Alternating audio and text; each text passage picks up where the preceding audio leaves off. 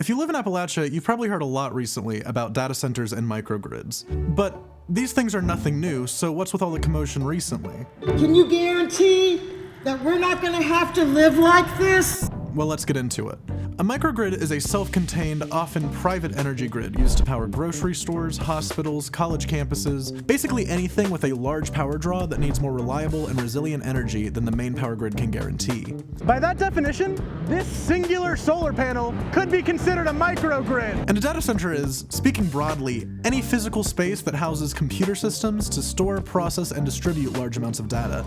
They've been used for decades to power everything from the apps on your phone to the whole of the internet. The reality is that the cloud is not up there somewhere, it's right here. But recently, data centers have come under renewed attention and scrutiny for their role in powering artificial intelligence. 5 gigawatt deployment, that would require more energy than some countries consume, and everyone is racing to build up capacity.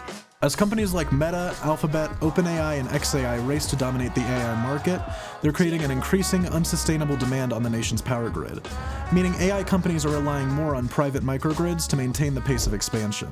An average data center, which is about 100 megawatts, consumes as much energy as 100,000 US households. And as grids plan to scale to support the new power demand, big tech is betting their future on rural and working class communities, where land is still relatively cheap and plentiful. In just the past year in West Virginia, data centers have been proposed right here in Tucker County, as well as Mingo, Berkeley, and Jefferson counties. From companies like the Virginia-based Fundamental Data or New York-based Transgas Development Systems. And although a microgrid can be as small as a single building, one recently proposed by Fundamental Data in West Virginia is expected to take up 500 acres of space between the towns of Thomas and Davis. For context, this is about the size of 500 football fields in between two towns whose combined population wouldn't take up even 1/50th of West Virginia University's football stadium.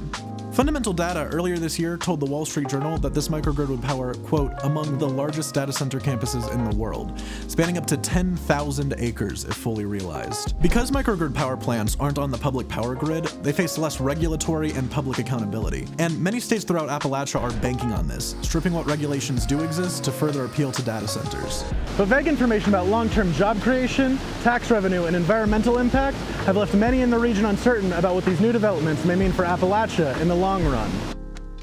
Hey, I'm Griffin. I'm a reporter here at 100 Days in Appalachia. If you like what we're doing, make sure to give us a follow at 100 Days in Appalachia across socials, and thanks for watching.